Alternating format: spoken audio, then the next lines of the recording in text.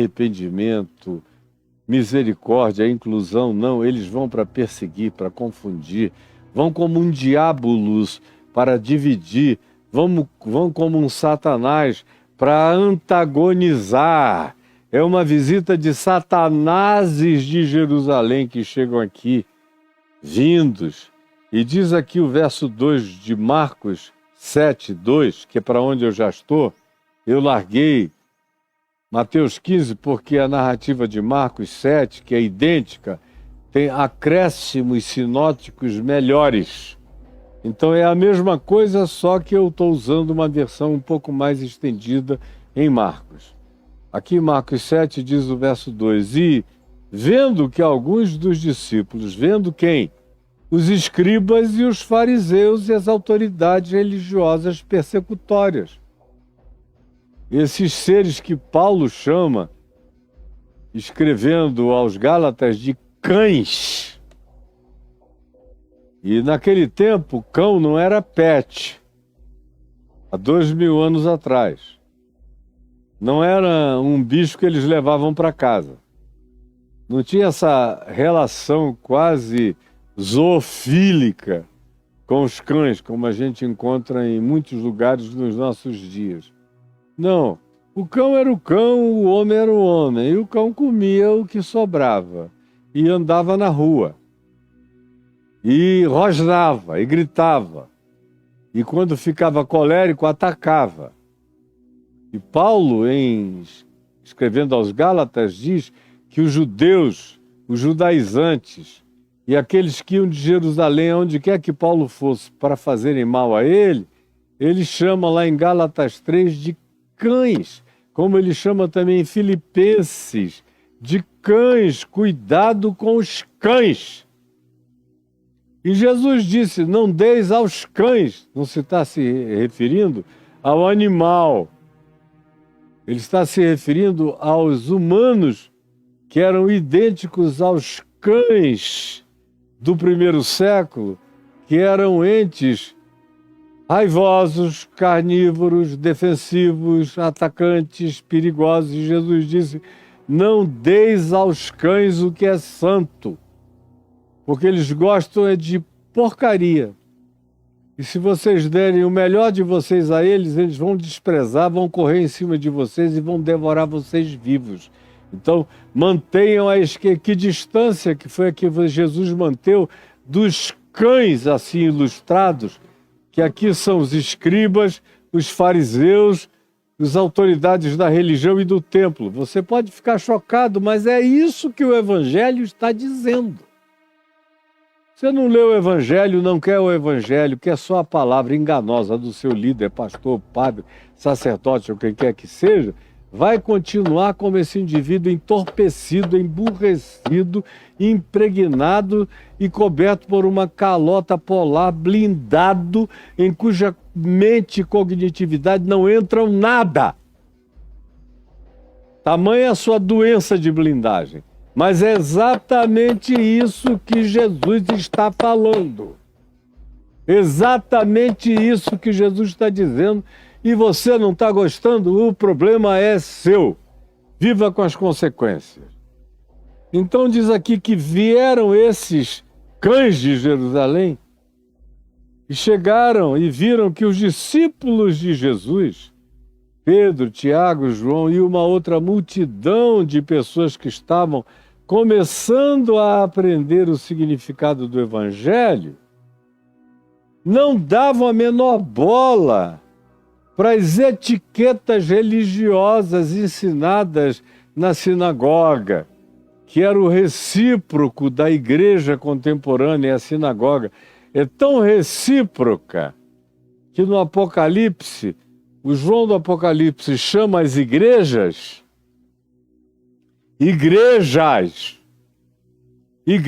conforme você conhece hoje, de sinagogas de Satanás, porque a equivalência espiritual é idêntica e é a mesma.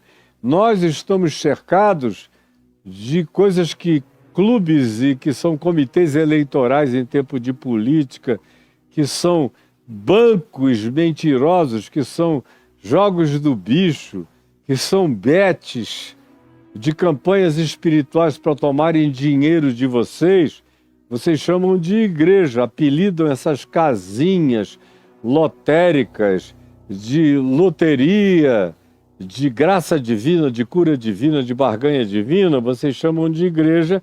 João no Apocalipse chama algumas delas de sinagogas de Satanás. Pois bem, vem esse povo de Jerusalém das sinagogas de Satanás querer perturbar os discípulos de Jesus. Por quê? É porque eles eram promíscuos? Estavam pegando a mulher do próximo e seduzindo todas as garotinhas? E sendo uns discípulos pedófilos, enganadores de adolescentes?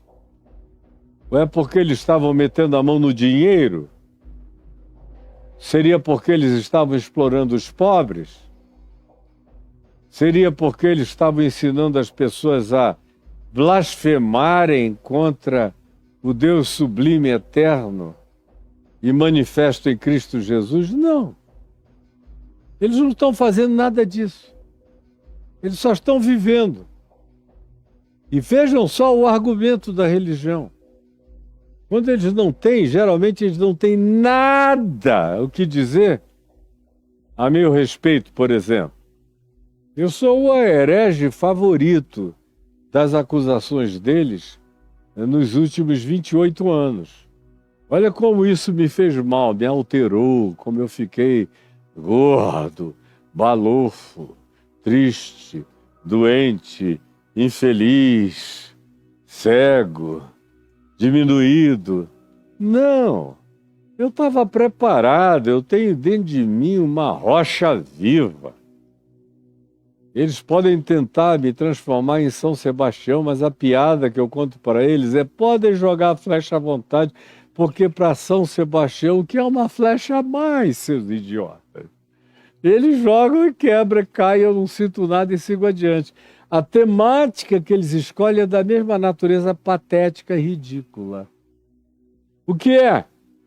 É que os discípulos de Jesus foram chamados para comer, entraram nos lugares para se alimentar e fizeram isso sem lavar as mãos. Sem lavar as mãos, como os fariseus faziam. E aí eles, ai, que escândalo, os teus discípulos comem sem lavar as mãos, são impuros. Porque para eles, toda a noção de pureza e de impureza vinha do lado de fora. Impureza para eles era porco, era linguiça, era camarão, era lagosta, eram frutos do mar, eram alimentos não mamíferos. Mesmo que se misturasse ou cozinhasse uma carne no leite, já era blasfêmia. Eram aquelas dietas kosher, ensinadas por Moisés e pioradas nas suas meticulosidades pelos rabinos de Israel, que estavam impostas sobre as pessoinhas nos dias de Jesus. E esses caras se dão o trabalho de viajarem mais de 100 e tantos quilômetros até chegarem no norte de Israel para essa temática patética. Ah, eles comem sem lavar as mãos. Que coisa mais horrorosa. Que atrofismo mental. Que descerebração. Que paralisia cerebral. Que morte psíquica e espiritual. São zumbis vivos com alguma funcionalidade para entrar, para sair e para pegar em pedra para jogar nos outros. Mas eles não servem para mais nada, não servem para levantar um caído, para curar um doente, para socorrer um pobre. Não, eles são tão perversos quanto esses que hoje, aos milhões, nos circundam enganando vocês e me odiando porque eu sou uma voz clamante no deserto todo dia, há muitos anos, há meio século, dizendo: essas pessoas são diabos encarnados, são demônios mentirosos, ensinando enganos a vocês, e vocês os têm seguido. E os temas que eles propõem não tem nada a ver com as pautas de Jesus, tem a ver com a maior mediocridade que só pode ser produzida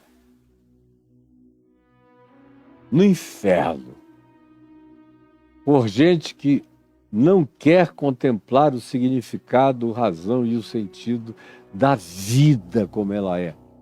Não querem se envolver com nada que importe para a vida, para a salvação, para o bem-estar humano. Aí vem eles, fazem essa viagem de Jerusalém até o norte do Mar da Galileia com esse papinho. Ah, os teus discípulos estão comendo com mãos impuras, não lavando as mãos. Por quê? Porque esses doentes, esses seres que eu não posso nem dizer que são tomados por idiosincrasias religiosas, porque eles já deixaram o elemento idiosincrático há muito tempo para trás. Eles são os seres mais perturbadamente doentes. Quando um líder religioso adoece da alma, ele não adoece a ponto da gente conseguir tratá-lo. Ele piora tanto que ele vira diabo no púlpito. Ele vira demônio doutrinador. Ele escolhe os temas mais diminutivos e indignos, em relação aos quais Deus é totalmente indiferente para eleger como as essências da vida a serem observadas. E Jesus pega os seus discípulos e os afasta dessa idiotice. Não diz para nenhum deles, antes de comer, vá lavar a mão. Vai se lavar todinho. Já contei aqui, quem está me acompanhando desde o início, já me viu usar o louco da montanha, dos porqueiros, de tudo que judeus não gostavam, no meio dos pagãos, atravessa, não toma banho de purificação, é tocado por uma mulher que tem uma hemorragia crônica, uma menstruação infindável, o que, segundo a lei de Moisés, se ela tocasse em alguém, ela tornava aquela pessoa impura, ela tinha que fazer todas as purificações da pessoa tocada para poder voltar a se apresentar à vida real. Jesus é tocado por ela, não dá a mínima. Olha para ela, bota a mão na cabeça dela, não dá a mínima. Chamam-no para ir na casa do chefe da sinagoga, ele não pede para tomar um banho purificatório, não dá a mínima, vai lá. Pega na mão da morta, o que era também um pecado segundo a lei de Moisés, não podia tocar no defunto. Ele pega e diz, Talita cume. Dali ele segue e continua curando todo mundo sem fazer nenhuma ablação purificatória. Jesus é a antítese de tudo que a religião judaica ensina. A antítese de tudo que a religião judaica ensina. É a antítese de tudo que a religião judaica ensina, mas vocês ficaram duros como pedra. E não adianta eu repetir 1 trilhão de vezes, vocês estão blindados e não entendem. E seguem os fariseus. Porque é com os fariseus que as coisas funcionam assim. Eles e todos os judeus religiosos, observando a tradição da sinagoga, dos anciãos, dos fanáticos religiosos judaicos, não comem sem lavar cuidadosamente as mãos. Parece até que vão fazer uma cirurgia, abrir a barriga de alguém ou o cérebro de alguém. Lava para lá, lava para cá, lava para lá, lava para cá. Do contrário, eles dizem, se eu tocar numa comida com a mão vinda da rua, eu vou contaminar e Deus vai se desagradar de mim. Enquanto isso, Jesus disse que o coração deles era como um sepulcro caiado, cheio de putrefação, de defuntos, de rapina, de maldade, de apodrecimento, porque eles só têm olhos da cara para fora, eles só cuidam das coisas exteriores, por isso eles são hipócritas, eles vivem da máscara para a exterioridade, para o lado de dentro, coisa nenhuma, e eles desprezam todos aqueles que cuidam profundamente da sua interioridade. Esse eles chamam de idiota, e esse cuidado dessas pessoas com a interioridade é absolutamente menosprezado por gente que carrega o espírito dos fariseus, dos judeus de Jerusalém e que tomaram conta da igreja no ocidente inteiro da terra. Virou a mesma coisa, virou uma comunidade de milhões e milhões de pessoas que praticam exatamente as mesmas coisas em razão das quais Jesus foi levado à cruz e morreu. E eles repetem todo dia.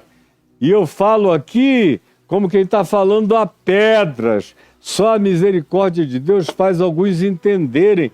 E para entender leva tempo e muito tempo, porque o condicionamento, a sugestão, a lavagem cerebral, tudo quanto a eles foi imposto durante anos e anos e anos e anos de prática condicionante, não sai do dia para a noite. Não sai do dia para a noite. Então está aqui eles com as pautinhas deles, que tinha a ver com lavar as mãos, e mais do que isso, quando eles voltavam da rua, das praças, eles não comiam sem aspergirem-se em água. Alguns tinham, inclusive, aquelas talhas de metreta, como algumas metretas de conteúdo cúbico para água. Algumas eram tão grandes e altas que dava para um indivíduo, para esse religioso adoecido, chegar em casa e entrar nela e dar um mergulho dentro dela e sair para se enxugar e poder comer. E foi esse tipo de talha que a gente encontra em João 2, que Jesus mandou encher de água, que antes era usada para a água dessas purificações batismais dos fariseus, e nas quais Jesus transformou água em vinho. Avacalhou todo o processo de purificação deles. Diz, ó, é um lugar ideal para a gente encher de vinho para a festa não acabar, nesse casamento que merece continuar. Pois bem, eles chegavam em casa e se aspergiam, pulavam dentro desses vasos para se purificarem e sentarem à mesa, e muitas outras coisas que eles recebem para observar da religião que é inventada, produzida, criada. Se você perguntar de onde vem, qual é a lógica do Evangelho para você ensinar isso para essas pessoas e elas praticarem como quem está obedecendo a Deus e do contrário estão em desobediência perversa pelas quais elas podem ir até para o inferno, de tão gravosamente demoníacos que os ensinadores delas se tornaram, mas que não passam de idiotices totalmente banais, segundo a tradição dos anciãos.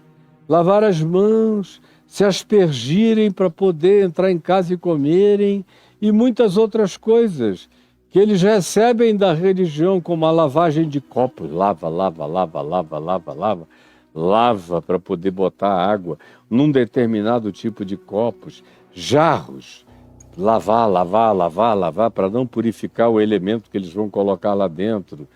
Vasos de metal, lavavam para ele não guardar nenhum resíduo de impureza espiritual.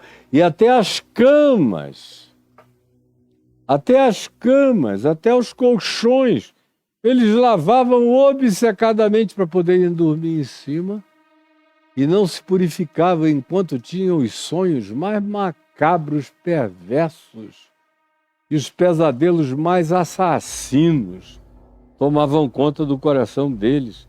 E as elaborações no leito, onde eles dormiam sobre ira, sobre raiva, sobre conspirações, sobre construções de tramas que eles elaboravam contra o próximo, mas achavam que se fizessem essas exterioridades estava tudo certo.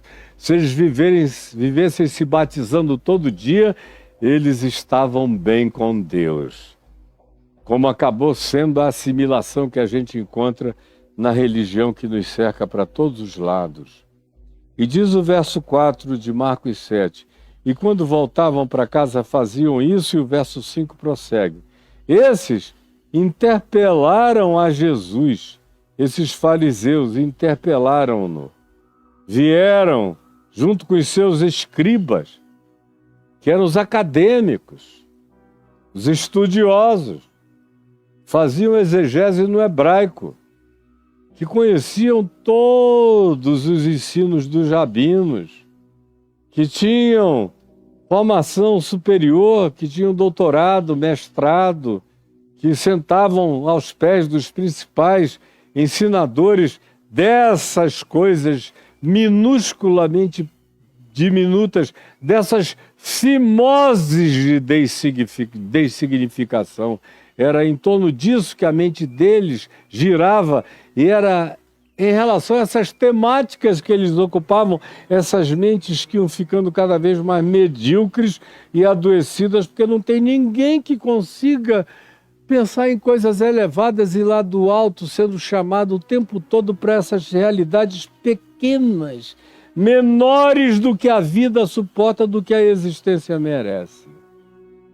Porque não andam, perguntaram eles a Jesus, olha só, a cara de pau. Eles vêm dessa mediocridade demoniacamente diabólica, anti-humana, reducionista, perversa, inconcebível, e tem a coragem, porque esse pessoal é cara de pau até não poder mais. Eles são os maiores caras de pau. Um fanático religioso não tem ninguém que seja mais cara de pau, mais duro, mais impermeável, mais torpe, mais impenetrável, mais implacável do que esse tipo de alma, de ser e de quase gente, porque eles vão se desumanizando. E eles interpelaram a Jesus, esses fariseus e os seus escribas, perguntando por que não andam, olha só a pretensão deles, por que não andam os teus discípulos, os discípulos de Jesus, de conformidade com a tradição dos anciãos, mas comem com as mãos por lavar? Ai, ai, me tira o tubo, diria o Jô Soares. Que coisa mais patética. E eles nem se enxergam, eles propõem isso como briga, eles disciplinam. Vai lá em Israel, tenta comer no sábado alguma mistura de comida que não seja coxa. Não só eles não te servem, como se alguém te servir, pode ter algum hotel do qual você venha a ser até expulso por ter violado aquela lei de hipocrisias, de mentira, de canalismo espiritual insuportável. E eles têm essa coragem horrorosa. Por que que os teus discípulos comem sem lavar as mãos? Como se Jesus fosse reduzir o Evangelho, o reino de Deus, a coisas dessa natureza tão pateticamente diminuta e ridícula. Respondeu-lhes Jesus, bem profetizou Isaías. Aí Jesus chama Isaías à existência e aplica Isaías sobre eles. Aplica Isaías sobre eles, bem aqui. Aplica Isaías sobre eles. Vem e diz, bem profetizou Isaías a respeito de vocês, seus hipócritas mascarados, mentirosos, enganadores. Como está escrito em Isaías, este povo honra-me com os lábios. Tudo que sai dele é só da boca para fora, da boca desse povo. É só, aleluia, glória a Deus, aleluia, aleluia, aleluia, aleluia, aleluia. Só da boca para fora. E você não pode nem ouvir a mensagem toda, porque vai ter blasfêmia até não poder mais. Era assim que era, tanto quanto é assim que é.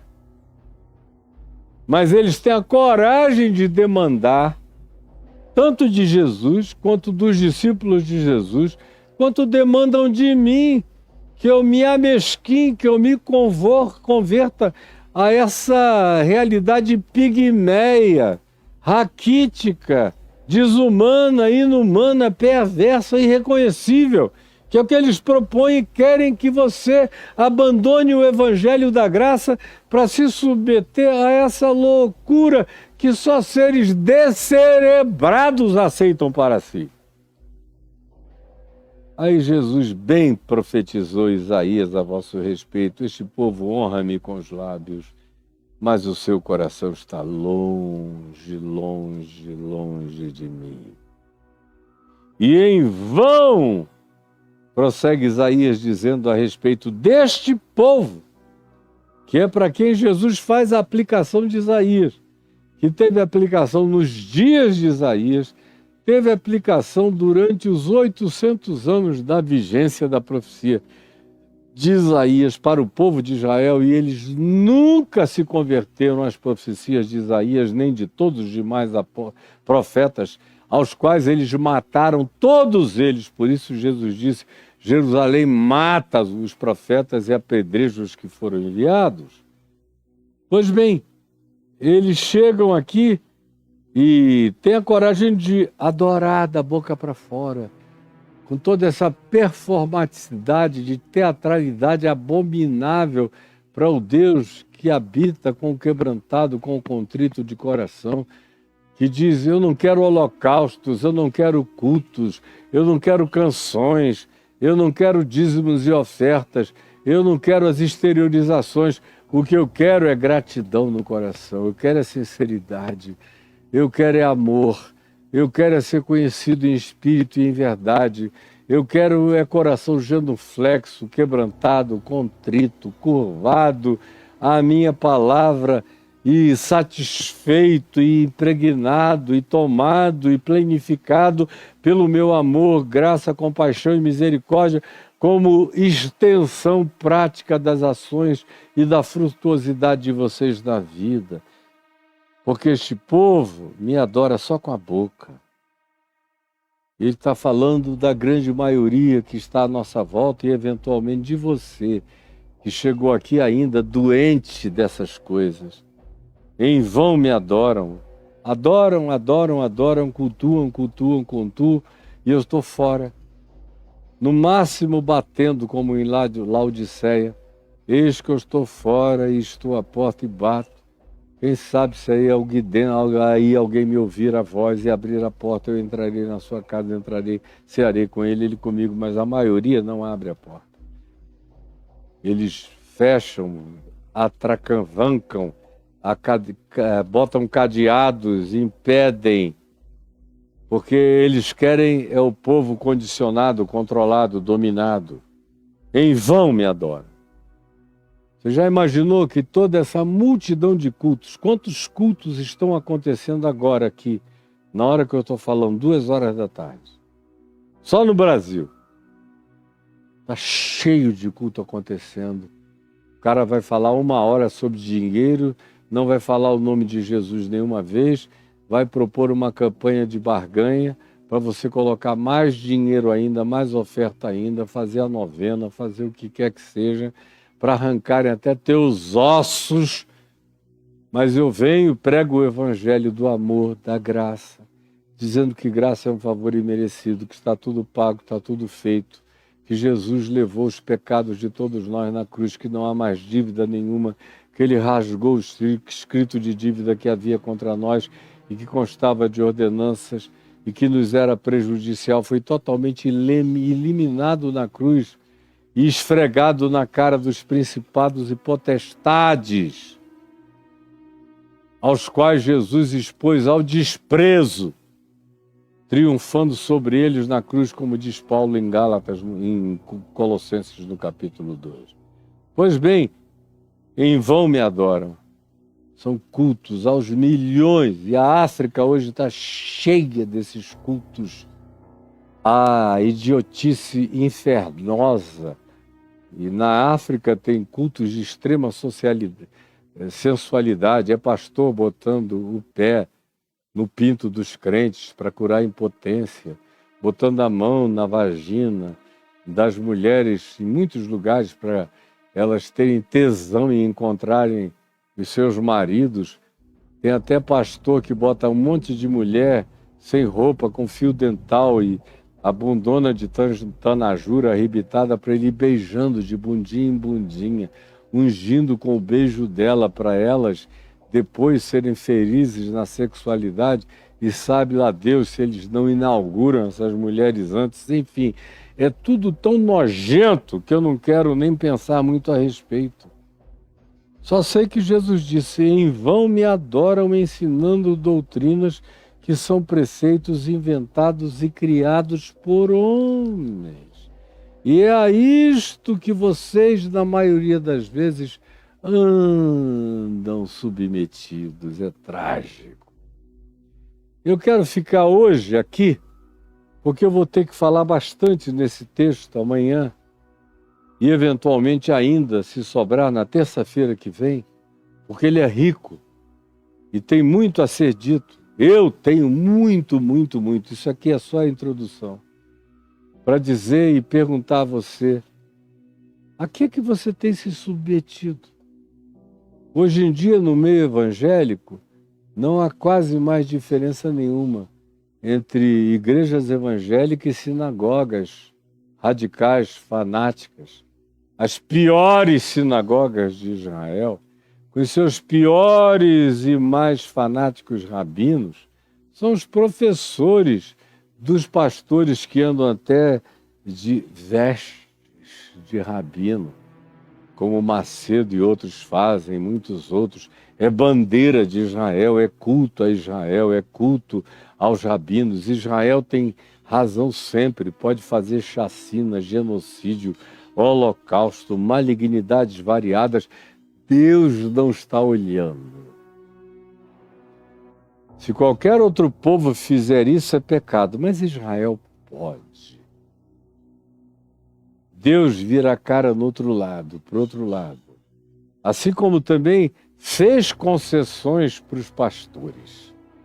Eu estava vendo outro dia o Silas, o Sóstenes, aqui da bancada evangélica, dando entrevista num podcast onde eu tinha estado, e o entrevistador mencionou meu nome, aí ele falou: não, o Caio Fábio, o pastor Caio Fábio, o reverendo, um homem muito inteligente, isso e aquilo, porque ele não tinha o que falar.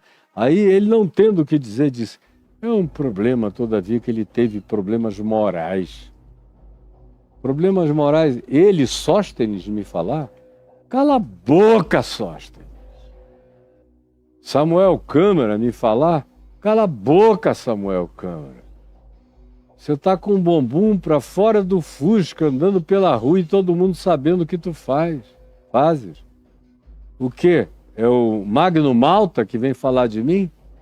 Magno Malta, com a sua sensualidade, torpeza e embriagamento, como todos eles, é quem? É Feliciano, pervertido, quase pedófilo nas suas sensualidades. É quem? Silas Malafaia, roubando, matando, destruindo, afanando mesmo. Eu tenho histórias e histórias e histórias de afanamentos que o Silas faz.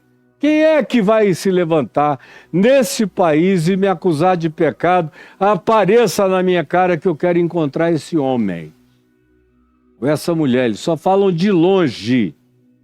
Na minha presença, todo mundo se apigmeia. Venham, eu quero encontrar vocês. Vocês todos juntos, para mim, são reduzidos a nada. Porque eu sei a autoridade espiritual que eu tenho para reduzir vocês a um pacotinho desse tamanho, sem coisa alguma, porque eu sei o quanto vocês não prestam.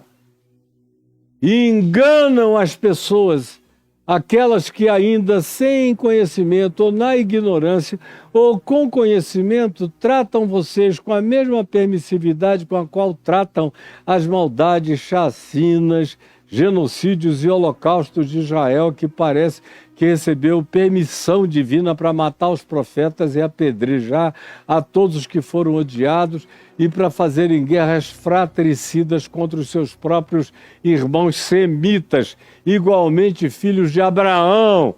É filho de Abraão contra filho de Abraão se matando lá, e vocês nem consciência disso têm, de tão bloqueados, cegos, guiados por outros cegos, sendo levados para um abismo profundo, para um inferno na realidade. Então eu pergunto, o que é que caracteriza o caminhar da sua vida? Em obediência ao Evangelho ou à tradição dos pastores? dos pseudo-apóstolos, dos bispos do seu próprio umbigo, dos que se preocupam apenas em dinheiro, em dinheiro, em dinheiro, como é o texto em questão vai apresentar.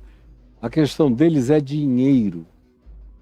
E para ficar com o dinheiro do povo, eles dão qualquer nó em pingo d'água. Eles violam todos os ensinos dos profetas e de Jesus e do Evangelho para cultuarem o Velho Testamento, Moisés.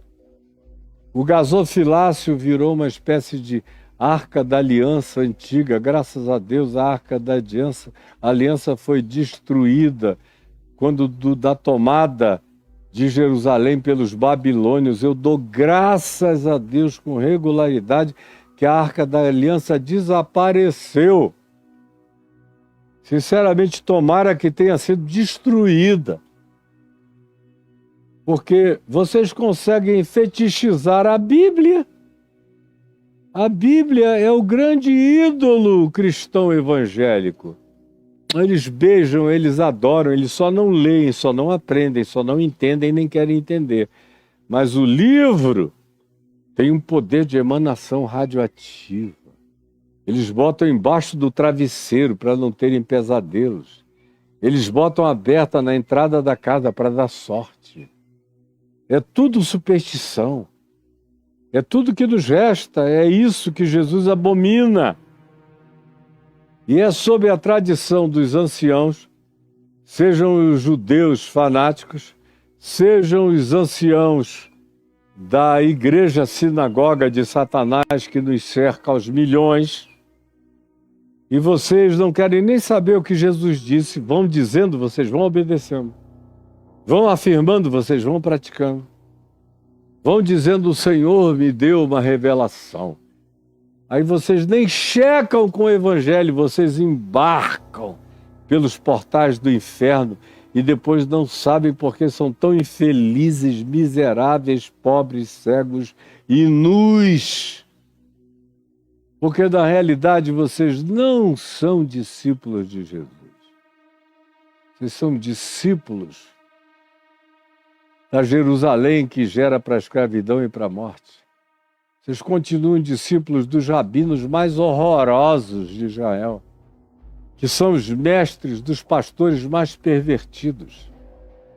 São os mesmos que trazem pseudo-água fluidificada do Jordão. Eles pegam lá uma garrafinha desse tamanho, aí fazem uma homeopatia sem poder homeopático e ficam oferecendo e vendendo a vocês e ganhando dinheiro, e vocês, como gente descerebrada, vão gastando todas as fortunas, vão se empobrecendo, vão se miserabilizando, enquanto um ou outro vem com uma historinha estatística para contar de que melhorarem alguma coisa, 99% se arrebentou todinho, mas ninguém chama eles para darem testemunhos públicos. Mas eu pergunto, concluindo, quais são as referências que movem você nessa vida? Você está obedecendo o quê? Jesus, o Evangelho de Jesus ou a tradição da Assembleia de Deus, do pastor José Wellington, do pastor Manuel Ferreira, do Silas Malafaia, do Estevão Hernandes, dos rodovalhos da vida, de uma multidão enorme que eu iria passar dias e dias mencionando, mas que são todos farinha do mesmo saco apodrecido. E vocês vão aprendendo com eles. Desculpe a minha franqueza, eu estou exausto. E hoje estou me sentindo na liberdade no Espírito Santo de nomear os Hermógenes, nomear os que Paulo chamou pelo nome, os Alexandre Latoeiro, os Diótrefes, que João mencionou pelo nome. Às vezes a gente tem que mencionar os enganadores pelo nome para ver se alguém acorda. Embora eu saiba que quando eu faço isso, Multidões e multidões se reúnem com ódio a mim, mas eu fiz a minha parte. Eu falei o Evangelho, chamei para Jesus e ofereci o que é puro, santo, bom, salvador, generoso, glorioso, santificador, eterno, perene e que realiza toda a vontade de Deus. Se quiserem me odiar por falar a verdade, odeiem-me. Mas eu sei que principados, potestades e todas as dimensões celestiais são solidárias a mim. Por isso eu não tenho medo de nada, nem de ninguém, nem de ameaça, nem de coisa alguma. Dou o endereço da minha casa para quem quiser vir. Eles vêm? Não, eles morrem de medo, eles saem correndo, porque eles sabem que eu bato o pé e a multidão deles corre. Eles são covardes. E eu sou cheio do Espírito da verdade de Cristo Jesus. Por isso menciono-os, pelo menos alguns deles, simbolicamente pelo nome. Sem retratação, porque eles mesmos sabem, porque foram eles próprios que me disseram aonde estavam e tentaram me convencer de que não tinha nenhum problema que eles vivessem como eles vivem. São também as amantes deles que me procuram, são os casinhos deles que me procuram, são os que foram vitimados pela ladruagem deles que me procuram, são as ex-esposas deles que me procuram, ou são as esposas espancadas, esbofeteadas, abandonadas, abusadas que me procuram. Então eles não vêm fazer nada porque eles sabem que eu sou municiado pela angústia de filhos, de netos, de esposas, de gente que foi engolida viva pela maldade deles. Tem dias que a gente não pode só conceitualizar a malignidade, mas a gente tem que chamá-la pelo nome, como é o caso do dia de hoje. E eu concluo aqui deixando essa pergunta para você. O que o Evangelho tem com a sua vida? Eu sei que você tem tudo a ver com a igreja, com a catequese, com a doutrinação lá desse grupo de anciãos, com usos e costumes. Vocês praticamente quase matam pelos usos e costumes ensinados, que não tem nada a ver com a pauta de Jesus. A pauta de Jesus é amor, alegria, paz, bondade, fidelidade, longanimidade, justiça, fidelidade, mansidão, domínio próprio. É isso que você vê sendo ensinado? É isso que você vê sendo praticado? Não. O que eles ensinam é: dê o dízimo, está bem com Deus. Não dê o dízimo, está amaldiçoado.